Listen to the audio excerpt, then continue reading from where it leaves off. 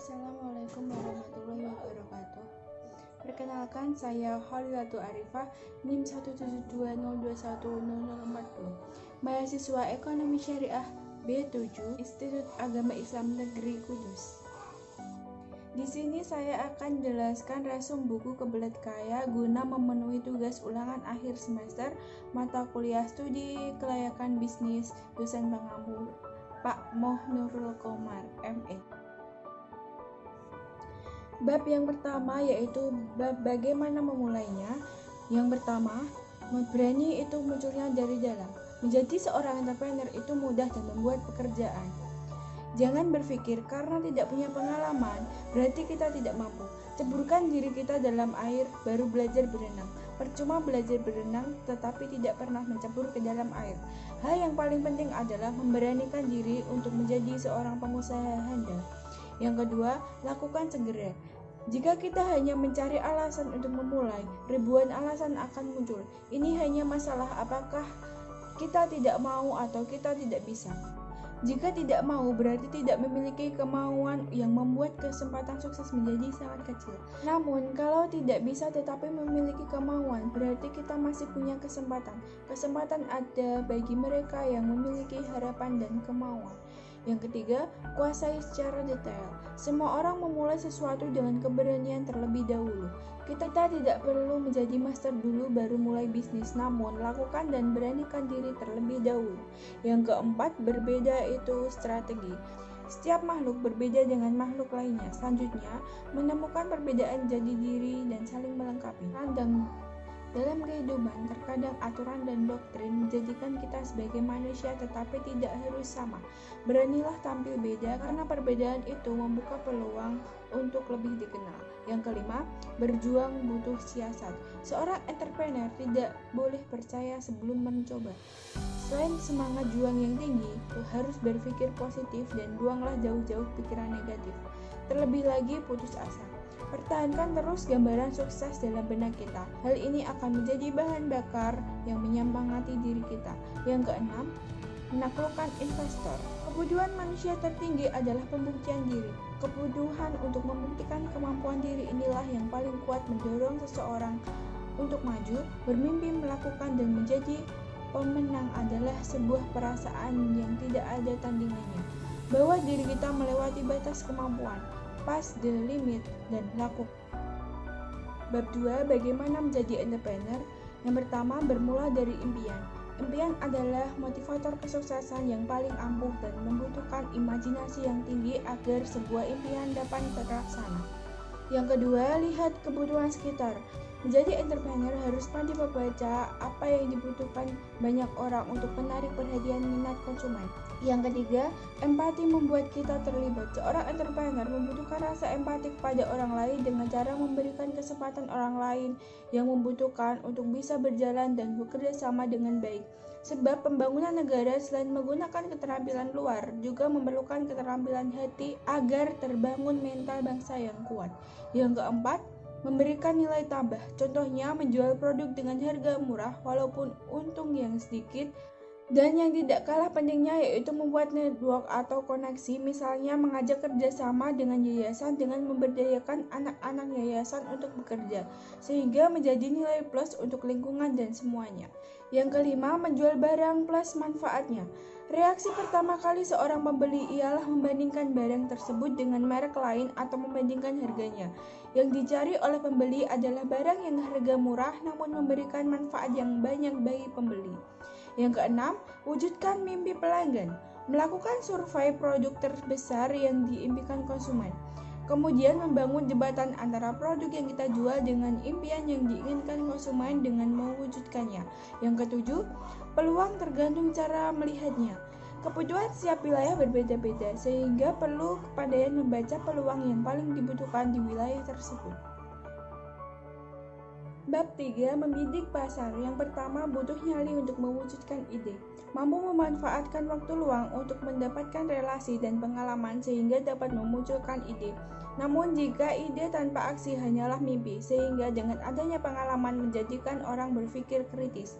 Yang kedua, adrenalin dan seni berhutang. Berhutang untuk tambahan modal kerja atau investasi merupakan hal wajar. Seorang entrepreneur berani menghadapi fenomena yang menantang adrenalin yang memang jelas dapat memberikan peluang besar. Yang ketiga, kejelian menangkap perbedaan. Mempunyai kemampuan marketing intelijen dalam mengumpulkan dana guna mengambil keputusan untuk menentukan strategi perang bisnis dengan cara mencari perbedaan dari data yang didapatkan untuk dijadikan bahan berbisnis yang menarik konsumen. Yang keempat, bangun komunitas. Membuat sistem dan misi yang baik yaitu sederhana, mudah dicapai, orang merasa aman, nyaman, terpercaya, dan dapat mengekspresikan diri. Kemudian membuat iklan yang berisi mendoktrin kebenaran produk agar terus dikenal masyarakat. Yang kelima, prediksi sebuah fenomena. Terus mengasah kemampuan untuk memprediksi secara matang langkah, proses, dan hasil yang akan dicapai dalam sebuah fenomena yang sedang terjadi untuk mendapatkan strategi yang tepat untuk menjadi pemenang. Yang keenam, komentator yang bukan aktor. Cepat dan tepat bertindak agar ide yang kita punya tidak didahului orang lain, sedangkan komentator terbaik adalah keadaan yang terjadi. Bab 4, hati seorang entrepreneur. Yang pertama, belajar sambil mengerjakan. Mengerjakan dulu, melakukan apa yang dapat dilakukan, dan menangani semua hal yang terjadi sambil menjalankan bisnis. Yang kedua, belajar dari kesuksesan. Mengumpulkan informasi cara-cara kompetitor yang sukses dan menganalisa kesalahan kita untuk mendapatkan solusi yang tepat. Yang ketiga, mengelola kegagalan. Dengan berani gagal akan mengetahui proses yang benar. Semakin sering gagal, maka semakin jeli dan pintar menangkap peluang. Yang keempat, mengelola stres. Jangan membuat keputusan saat stres karena kondisi yang panik akan menghasilkan keputusan yang salah dan sering merugikan. Yang kelima, fokus pada masalah. Jatuh bangun tetapi tetap fokus. Fokus pada masalah dengan ketajaman dan ketelatenan. Memfokuskan pada satu hal dan mencari akar permasalahan. Yang keenam, mencari cara terbaik. Jeli mendapatkan sumber bahan baku produk yang berkualitas baik dan menjalin hubungan baik terhadap produsen bahan baku. Sebab perlu dukungan dari pihak-pihak terkait agar usaha berjalan lancar. Bab 5, pola pikir entrepreneur. Yang pertama, selalu di pinggir jurang, selalu haus akan peluang dan tantangan untuk menghargai setiap proses dan hasil. Yang kedua, memanfaatkan risiko, memperhitungkan risiko yang mungkin terjadi dan harus berani mengambil risiko tersebut. Berani mengambil risiko membuat ketajaman naluri sehingga orang mampu menganalisa pasar.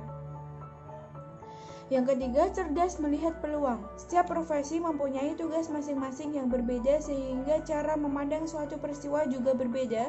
Namun menjadi entrepreneur perlu mengambil hikmah dari setiap peristiwa. Yang keempat, jangan cepat puas. Entrepreneur begitu cita-citanya tercapai langsung membuat yang baru. Bersanding dengan entrepreneur, ide-ide akan mengalir. Ide merupakan darah entrepreneur. Bab 6, tugas entrepreneur. 1. Kreatif itu berbeda. Semakin lama usaha berjalan, semakin banyak pesaing yang bermunculan. Memberdayakan kemampuan karyawan dan menjadikan mereka aset berharga. Yang kedua, mengelola sumber daya. Membuat manajemen dengan alur yang mengatur permasalahan dengan pihak lain. Melakukan koordinasi dengan SDM yang dimiliki. Kemampuan manajerial yang lemah tidak dapat membuat perusahaan berkembang baik. Tim yang solid akan selalu memunculkan ide-ide dan pembaruan bisnis. Yang ketiga, komunikasi itu seni. Entrepreneur diwajibkan mempunyai soft skill.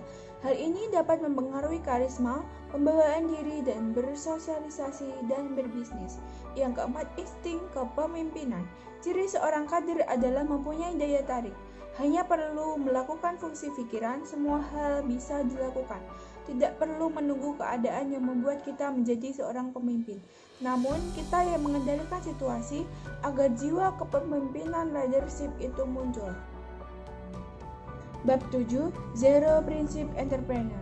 Yang pertama, memulai dari nol.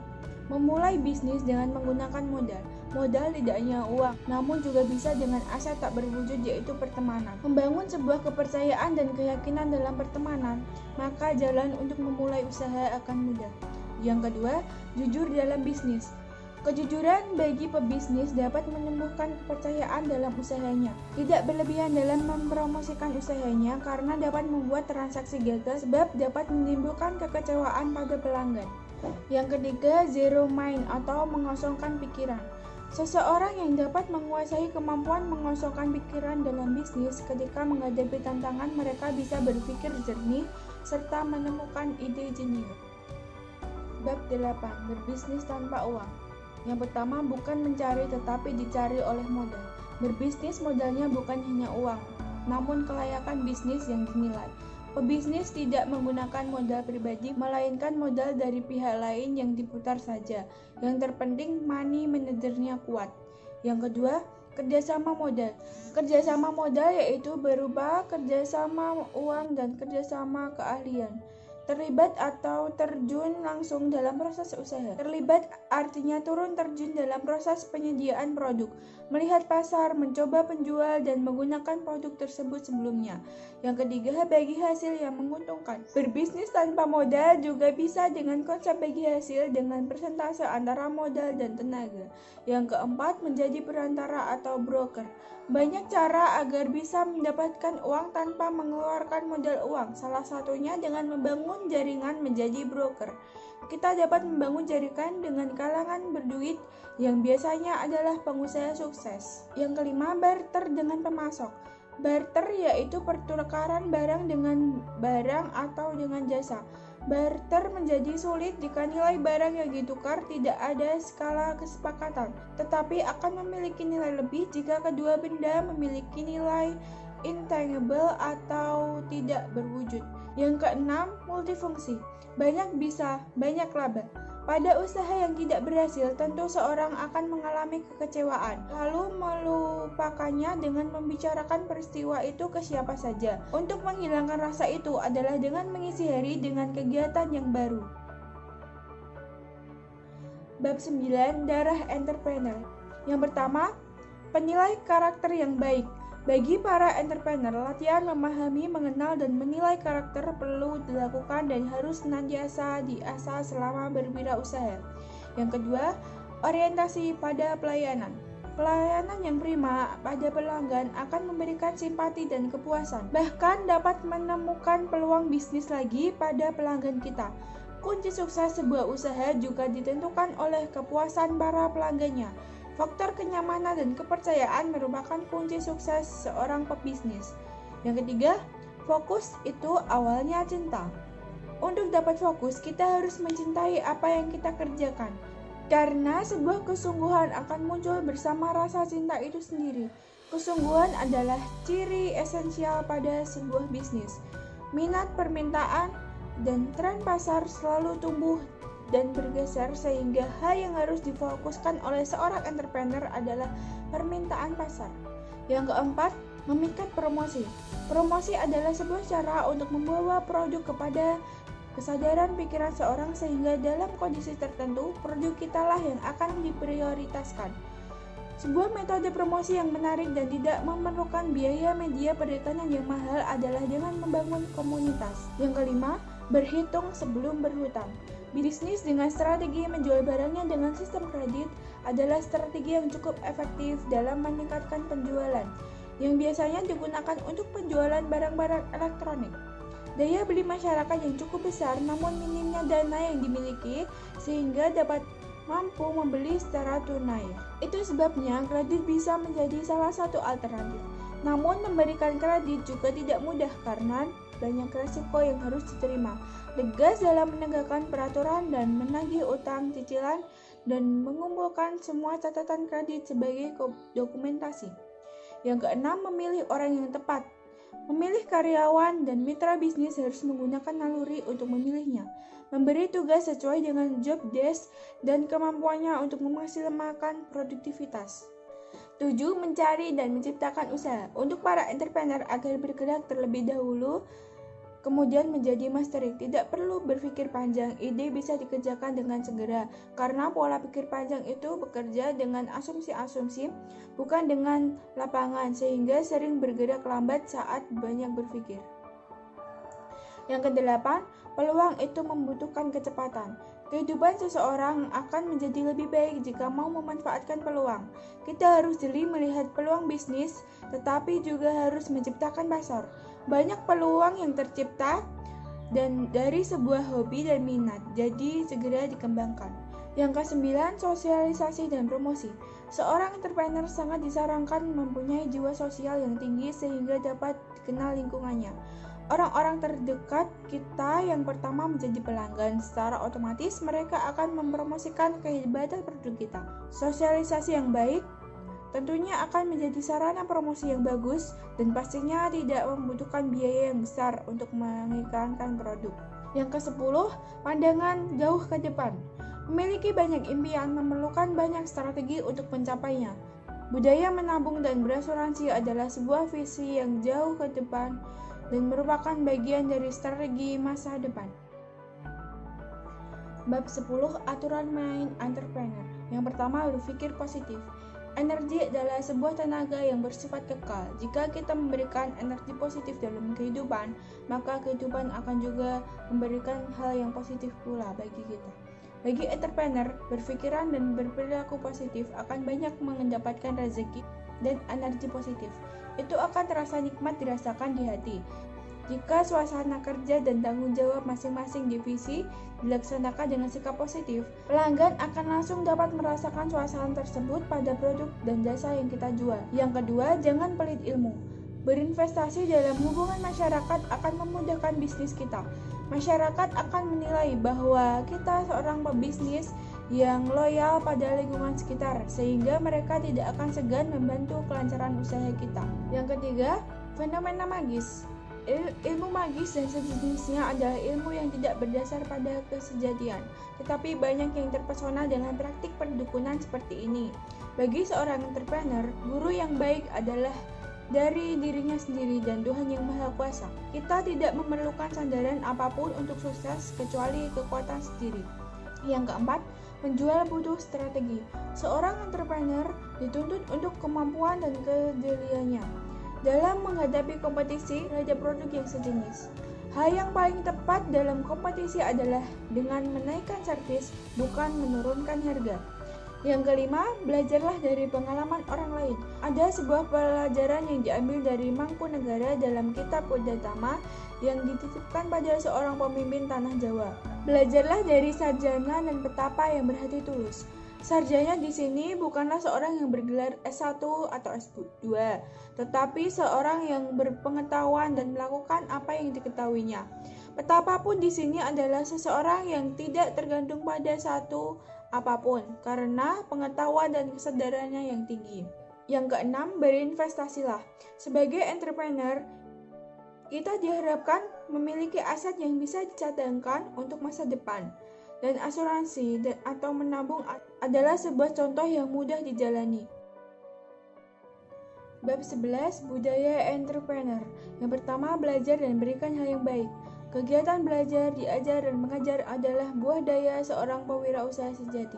Yang kedua, sportif tumbuh dari dalam. Olahraga mengajarkan kita untuk menerima sebuah kekalahan, kemenangan, persaingan, keadilan, dan sikap suportif. Perusahaan membutuhkan orang-orang yang berjiwa sportif dan tanggung jawab. Yang ketiga, menciptakan kader. Kaderisasi adalah sarana kita berpindah kuadran kiri atau tempat budak uang, berpindah ke kuadran kanan atau menjadi tuannya uang. Semakin banyak kader, semakin banyak waktu yang kita miliki. Misalnya, seorang kader atau mitra memberikan 8 jam sehari. Jika kita memiliki 10 kader, artinya 80 jam sehari adalah waktu milik kita selain waktu 24 jam normal. Yang keempat, berdaya juang. Pekerjaan kita sekarang ini merupakan armada kapal yang mengantarkan kepada sebuah tujuan, yaitu di posisi kita sekarang. Jika kita terus-menerus bersama kapal tersebut, maka kita tidak akan kemana-mana. Mulailah sesuatu yang baru agar dapat berjalan terus ke depan, dan tidak perlu berpikir untuk kembali. Carilah peluang dalam sebuah kesempatan untuk berwirausaha. Yang kelima, menunda kesenangan. Kesenangan adalah pemuas nafsu, pemuas keinginan, dan lebih banyak menghamburkan uang. Belanjakan uang kita untuk sesuatu yang dapat menghasilkan dan bermanfaat. Bab 12 Sikap entrepreneur. Yang pertama, modal orang lain. Mulailah usaha tanpa uang. Dorongan dari dalam diri adalah bahan bakar yang disebut self-motivation atau motivasi diri yang didapat dari impian diri kita untuk segera diwujudkan. Yang kedua, jaringan orang lain. Cara pintar uang harus dimiliki entrepreneur adalah kepandaian menggunakan jaringan orang lain, karena itu adalah sarana sukses sebagai pembisnis. Yang ketiga, tenaga orang lain. Sebagai seorang entrepreneur, kita harus pandai menggunakan tenaga orang lain. Begitu juga dalam membangun bisnis, menggunakan tenaga orang lain dalam menjalankannya, sedangkan untuk ide kita yang menanganinya. Yang keempat, memiliki salesmanship. Sales merupakan pekerjaan yang membutuhkan keahlian tersendiri. Banyak sekali pewirausaha yang mengawali karirnya sebagai tenaga penjual atau sales. Banyak sekali pelajaran yang didapat dari sales seperti melatih mental, visi, dan kepemimpinan.